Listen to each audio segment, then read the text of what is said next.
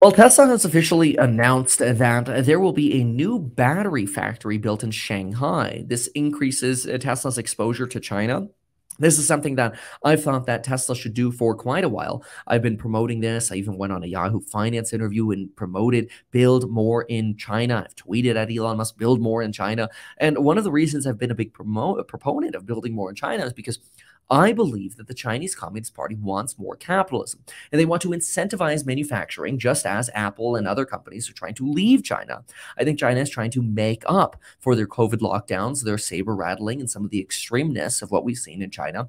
And now they're trying to make good, and they're willing to basically shower companies with money if they just agree to increase production in China. And so I think that Tesla's building of a new battery factory in Shanghai is exactly what Tesla should be doing. It will be a lot easier to build than in a place like Germany, Berlin's Gigafactory. I think it will create substantially higher margins for Tesla. Tesla will now manufacture its Mega Pack large scale energy unit in that new facility. Now that's great because we're going to talk about margins in just a moment. We're going to do some stock price projections as well to see how this new announcement potentially affects the stock. So this Megapack announcement is going to be an add-on to the factory that Tesla already has for electric vehicles in Shanghai, which is nice because that means the utility grids will already be in place. We expect production to begin in the third quarter of this year for the facility, or I should say the development of the facility will begin in the third quarter of this year, and production should begin in the second quarter, so around April of 2024, April to Mayish, June-ish. Tesla is also, this announcement from Tesla comes right after Airbus announced plans to double its production capacity for its A320 narrow-body jet.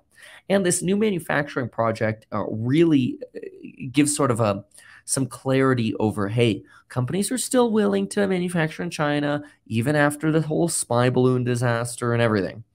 Now, the Megapack is awesome because it's really a massive battery that helps stabilize grids. Think about this. In California, when we have peak loads during the summer times when everybody's running their air conditioning, we do not have really sophisticated peaker plants because a lot of the technology is still based in the 70s because California refuses enhancing the efficiency of peaker plants because they're like, if it's not 100% green, then politically we refuse to let you make your peaker plants more efficient. That makes our energy grid somewhat unstable in California. And in other states of the country, you see this as well. A Megapack can actually provide enough stored power for 3,600 homes for an hour. And they can instantaneously take over some excess loads. And these are very good for grid stability because the last thing we want are grids that are vulnerable to collapse. There's actually a Megapack facility in Oxnard, California, which is very close to where I live.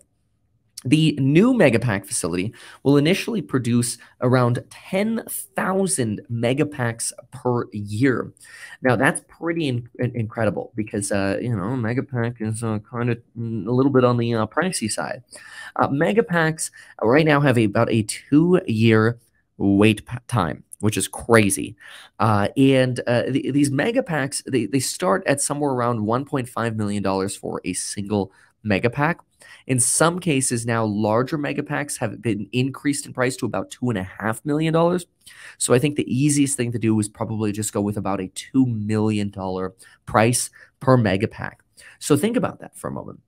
2 or 10,000 potential Megapacks at $2 million a unit is potentially $20 billion of revenue. Now, we're going to do some numbers on that to see what, once that facility is fully ramped, what that could mean for the stock price. But this is incredible. I mean, this is a massive announcement here. China, keep in mind, is a massive market for Tesla, especially since Tesla is growing in its EV sales, whereas BYD actually shrunk last month in its sales of electric vehicles. Now, when you combine plug-in hybrids, BYD is still doing pretty well. But when you look at just electric vehicles and you break out the growth of electric vehicles, I'll show you the chart right here. Let's go ahead and throw this up on screen so you can see it. There you go. Take a look at this. This right here is obviously the sponsor for the video, 69% off. You can now use Buy Now, Pay Later for the programs of Building Your Wealth. Lifetime access, best price guaranteed.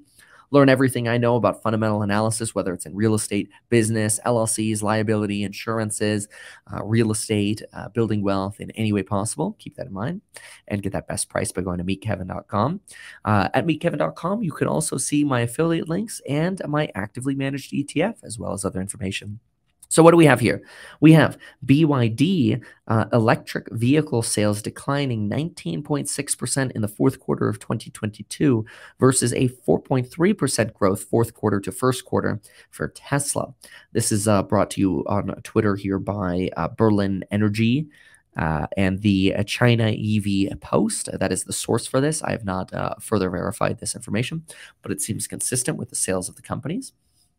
Now, what we have to also consider is, of course, how this numbers-wise fits in a spreadsheet. We're going to do that in just a moment. But keep this in mind. Tesla Shanghai produced almost 711,000 vehicles last year. That is a massive amount of cars. We expect that to roll up to about 1 million vehicles per year. So China is a very, very important market for Elon Musk.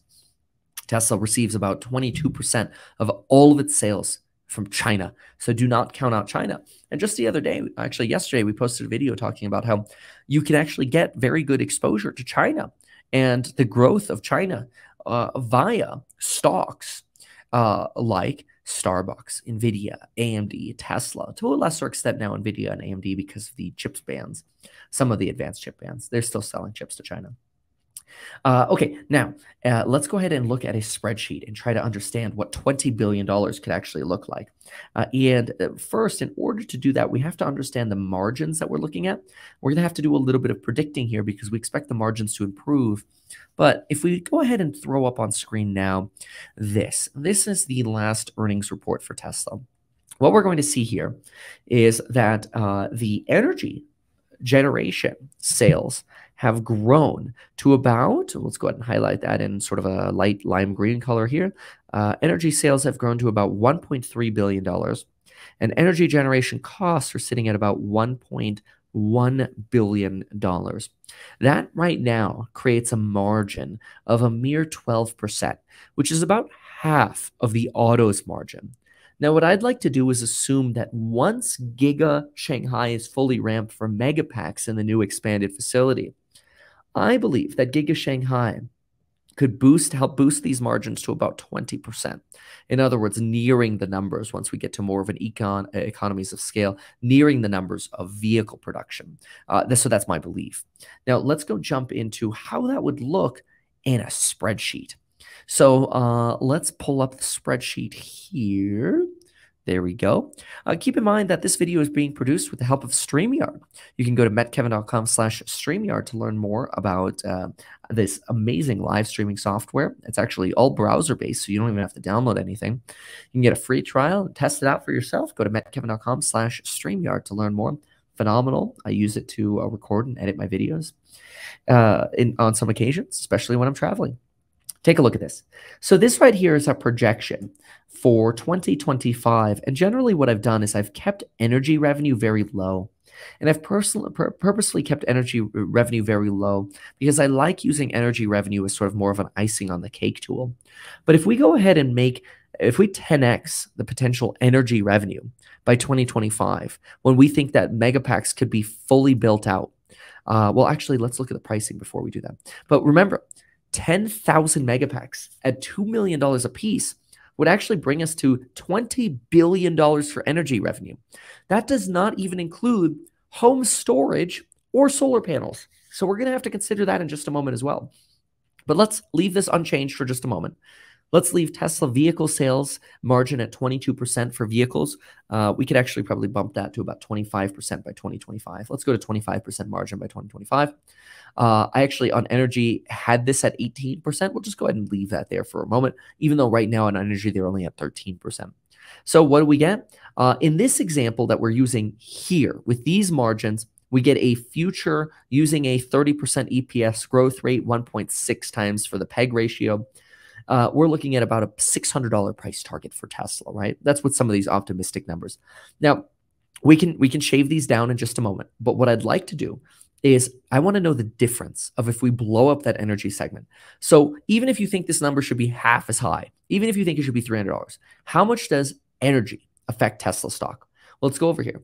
So let's go ahead and bump this to 10% by 2025. Now, keep in mind, that does not yet assume Megapacks are fully ramped. Even though Megapacks could bring in $20 billion, we still have solar panels, we have home battery storage, right? So this could actually end up being 15%. But I'm going to go with 10% right now to be a little bit more conservative because I think it takes time to ramp. And let's go ahead and get that cost to about 20%. There we go. We'll get a 20% gross margin over here. And so now we want to see from 607, how does the price change? The price goes up about 30 bucks. So you have about a 5% bonus that you're going to get to Tesla stock because of that kind of energy growth. So I think by 2025, you could see an additional 5% movement in Tesla stock because of this energy announcement, which is pretty good. Now, if we had worse margins on the vehicles, if we went with a 78% cost structure on the vehicles, obviously you could see that makes much more of a difference here. That makes about a $70 difference to the price target here. So vehicle margins will still remain extremely important for Tesla, as will its EPS growth rate. That EPS growth rate is going to be very critical. I think for a growth company, using a 1.67 times multiple on 30%, very, very reasonable to help you determine valuation for a company. You can learn a lot more about how I do these valuations in my Stocks and Sight course, linked down below. So this, I think, is a big boon right here. So I'm very, very excited about that. Do keep in mind, we also have FSD revenue built in here. And we have that. I think this might be a little bit high right here at a 30% take rate at the fully financed price. I'm going to go ahead and drop the fully purchase, I'm going to drop that take rate by 2025 in half. And now this is really going to hit margin because FSD is almost 100% margin. So this is going to drop your price another about 60 bucks over here. So you can see really the big movers here. I would probably say you're about a 10% mover for car margins, 10% mover for FSD take rate, and about a 5% mover for energy. So while this energy storage movement is big, much bigger is margin on cars and margins on FSD. Now, that energy sector could grow substantially, and that's a big deal because if that energy sector grows to maybe, let's just go back to it for a moment. Let's do some giggles here. Let's say we keep that FSD take rate at, let's go up here. FSD take rate at 15%. Let's keep the vehicle margin at 22% gross. Let's now go ahead and jump this to 15% on energy, right? Fully ramping those Megapacks. And it brings us back to about 500 bucks. So you have a lot of ways you can get to $500 by 2025 here for Tesla. Megapacks, FSD, the vehicles. This is not just a car company by any means. And yes, car margin is going to matter as well. But this is a manufacturing company. This is an energy company. This is a battery company. This is a solar company. There's so many wonderful, this is an autonomy company. There's so many wonderful plays that give Tesla pricing power here. It's absolutely phenomenal. It's a phenomenal stock. And there's a reason my allocation to it is quite high. And I encourage you to take a look at my website, meetkevin.com, to learn about the allocations in my actively managed ETF, learn about what I teach in the courses on building your wealth, and my affiliate links linked down below. So this gives me some reaction to what's going on with Tesla. So thank you so much for watching this segment on Tesla.